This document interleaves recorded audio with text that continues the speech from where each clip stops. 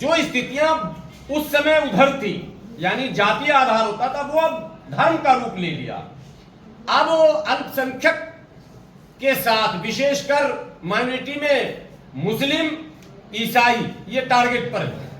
लेकिन राजनीति के केंद्र में मुस्लिम, यानी जो भी लोग धर्म की राजनीति करना चाहते हैं वो उस राजनीति के केंद्र में मुसलमान को रख रहे हैं। तरह तरह के वीडियोस आपके सामने आते होंगे, कहानियां, और अखबार में आप लोग खुद खबर कवर करते होंगे। छेड़खानियां, प्रोवोक करना, वो नारे जिससे उत्तेजना पैदा हो, धार्मिक नारे, मस्जिदों को छेड़ना, कब्रिस्तानों को छेड़ना, नकाब को छेड़ना, टोपी को छेड़ना, दाढ़ी को छेड़ना, यानी धर्म को निशाने पर रखा जा रहा और उसी पर राजनीति की जा रही है। दबंगों में एक भय हुआ, नॉन अवेलेबल सेक्शन है, उनके लिए अलग से थाने का इंतजाम किया गया। हर जिला में आप लोगों के संज्ञान में है, अनुसूचित जाति जनजाति के लिए अलग से थाने हैं। और समाज में एक मैसेज गया कि अगर इन पर हाथ उठाओगे तो फिर तुम्हें जमानत नहीं मिलेगी, और इनके सुनने के लिए स्पेशल अफसरों को भी बैठा दिया गया। मीडिया बंधुओं का हम दिल की गहराइयों से आभार प्रकट करते हैं। आप लोगों के संज्ञान में है, लगातार एक महीने से All India United Muslim Morcha, Centre for Peace, Zakat Bhavan, इन तीनों के ज्वाइंट संयुक्त बैनर तले बिहार के कोने कोने में एक अभियान चलाया गया है। और उस अभियान के केंद्र में 20 अप्रैल जो आने वाला है, 20 अप्रैल को पटना के बापू सभागार गांधी मैदान के नजदीक मिल्लत बचाओ मुल्क बचाओ के नाम से एक कॉन्फ्रेंस आयोजित किया गया। दरअसल मिल्लत बचाओ मुल्क बचाओ के नाम से जो आयोजित कॉन्फ्रेंस है, उसका उद्देश्य जो है उसको बताने के लिए आप लोगों को हमने कष्ट दिया है, और आप लोगों से विनती है कि उस उद्देश्य को आम जनों तक पहुंचाने की कृपा करेंगे। देश के जो वर्तमान में हालात हैं, इससे आप सभी लोग अवगत हैं। तमाम पॉलिटिकल पार्टियां लगातार धार्मिक मुद्दों को प्राथमिकता के आधार पर ले रही है। सारे टीवी चैनलों में जितने डिबेट हो रहे हैं, अखबार में जो सुर्खियां लग रही हैं, और चौक चौराहों पर जो बहसें हो रही हैं, वो सिर्फ और सिर्फ धार्मिक होने लग गई है। अब अगर सांप्रदायिक राजनीति इस तेजी के साथ बढ़ता रहेगा, कॉमनल पॉलिटिक्स अगर ऐसे ही होता रहेगा, तो देश की जो असल समस्याएं हैं, जो सबकी समस्याएं, उस पर चर्चा कब और कैसे होगा, ये एक बड़ा प्रश्न है। आखिर उस पर चर्चा कैसे होगा, ये वक्त ही नहीं दिया जा रहा है कि लोग रोजी पर, रोटी पर, पढ़ाई पर, लिखाई पर, दवाई पर, कमाई पर, सड़क पर, बिजली पर, रोजगार पर, बाढ़ पर, सुखाड़ पर, किसानों की समस्याओं पर, और इस तरह की वो युवाओं की समस्याओं पर, छात्रों की समस्याओं पर कब बहस शुरू होगी।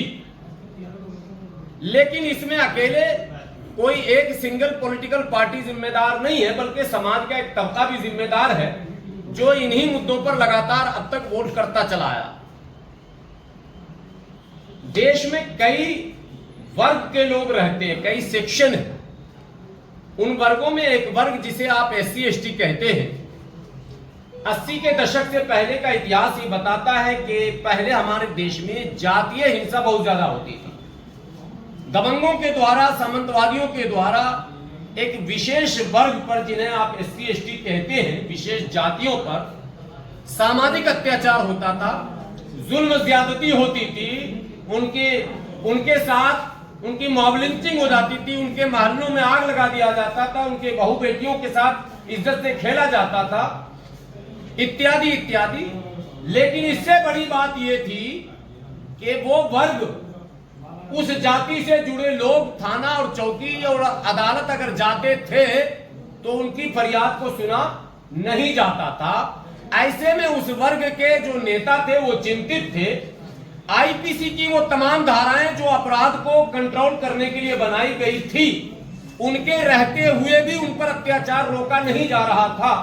ऐसे में उन वर्ग के नेताओं ने मुनासिब समझा कि अपने इस दबे कुचले समाज के सामाजिक सुरक्षा के लिए हमें एक विशेष कानून की आवश्यकता है, जरूरत है।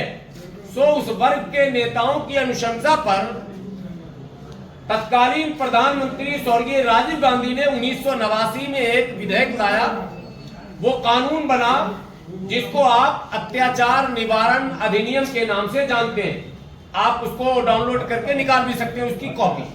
प्रिवेंशन ऑफ एट्रोसिटी एक्ट 1989 जो ये कानून बनाया गया, इस कानून के प्रभावी रूप से लागू होते ही आप आंकड़ा निकालकर देखें, डेटा देखें, उन जातियों पर जाति के नाम पर जो अत्याचार हुआ करता था उसमें कमी आने लगी। दबंगों में एक भय हुआ, नॉन अवेलेबल सेक्शन है, उनके लिए अलग से थाने का इंतजाम किया गया।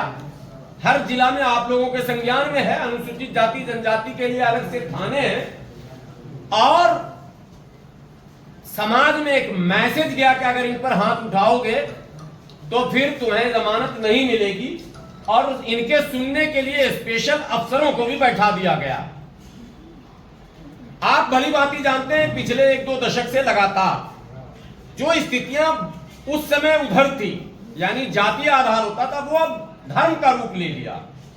अब वो अल्पसंख्यक के साथ, विशेषकर माइनॉरिटी में मुस्लिम, ईसाई, ये टारगेट पर है। लेकिन राजनीति के केंद्र में मुस्लिम, यानी जो भी लोग धर्म की राजनीति करना चाहते हैं वो उस राजनीति के केंद्र में मुसलमान को रख रहे हैं। तरह तरह के वीडियोस आपके सामने आते होंगे, कहानियां, और अखबार में आप लोग खुद खबर कवर करते होंगे। छेड़खानियां, प्रोवोक करना, वो नारे जिससे उत्तेजना पैदा हो, धार्मिक नारे, मस्जिदों को छेड़ना, कब्रिस्तानों को छेड़ना, नकाब को छेड़ना, टोपी को छेड़ना, दाढ़ी को छेड़ना, यानी धर्म को निशाने पर रखा जा रहा और उसी पर राजनीति की जा रही है। अब ऐसे में ये वर्ग महसूस कर रहा है कि आईपीसी की तमाम धाराएं जो अपराध को रोकने के लिए बनाई गई और अब नए में जो बीएनएस आप कह रहे हैं, ये काफी नहीं है कि अल्पसंख्यकों को सुरक्षित समझा जाए। अब तक ये होता था कि एक सोच ये बनी थी कि अमुक दल की सरकार होगी तो अल्पसंख्यक सुरक्षित हो जाएंगे, यानी सेकुलर सरकार की। लेकिन आंकड़े ये बताते हैं कि सरकार किसी की भी हो, अल्पसंख्यकों पर हमले दिन ब दिन बढ़ते जा रहे हैं। सरकार उस पर कोई कठोर कार्रवाई नहीं कर रही है, और जिस तरह के न्याय की आशा लेकर यह वर्ग थाना चौकी में जाता है, इसे न्याय वैसा नहीं मिलता, यानी अनसुनी कर दिया जाता। ऐसे में ऑल इंडिया यूनाइटेड मुस्लिम मोर्चा का लोगों को एडजस्ट कर दिया जाए, या फिर इस जैसा ही एक कानून बनाया जाए जो खासकर इनके सुरक्षा के लिए हो, और इस देश में कम्युनल पॉलिटिक्स पर विराम लग सके। जब तक हिंदू मुस्लिम के नाम पर ये लड़ाई झगड़े बंद नहीं होंगे, और लड़ाई झगड़े बंद कानून से होंगे, राजनीति से हो नहीं सकते, क्योंकि अब तक तमाम दलों ने कोशिशें कर ली, लेकिन ये लगातार इसका ग्राफ बढ़ रहा है। इसलिए कानून एक वाहिद रास्ता है। तो यूनाइटेड मुस्लिम मोर्चा ने और सेंटर फॉर पीस जो चेयरमैन अभी बैठे हुए हैं आपके सामने, अपनी बात रखेंगे, तो और ज़कात भवन, इन तमाम के पदाधिकारियों ने संयुक्त रूप से यह निर्णय किया है कि हम लोगों को पूरे देश में एक अभियान चलाकर सरकार को इस बात के लिए बाध्य करना है कि जैसे प्रिवेंशन ऑफ एट्रोसिटी एक्ट 1989 है, या तो आप उसी में हमें भी एडजस्ट कर दें, अल्पसंख्यकों के उस तबके को जो सबसे ज्यादा पीड़ित है, यानी अल्पसंख्यकों का डाउन सेक्शन, कम से कम इतना तो आप करें, ताकि देश के अंदर कम्युनल पॉलिटिक्स पर लगाम लग सके और फिर रोजी रोटी पर बहस शुरू हो सके।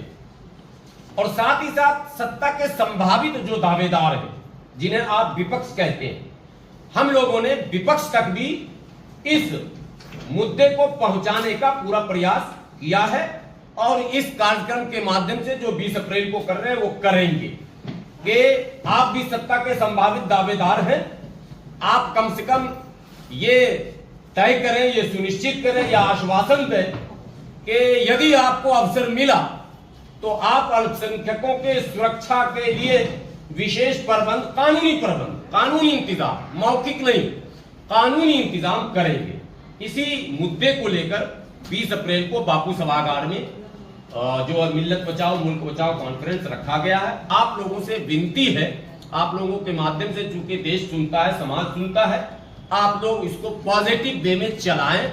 और ये मांग बेशक हम अल्पसंख्यक और विशेषकर दबे कुचले अल्पसंख्यक, डाउन सेक्शन अल्पसंख्यक के लिए कर रहे हैं, लेकिन इससे देश का भला है।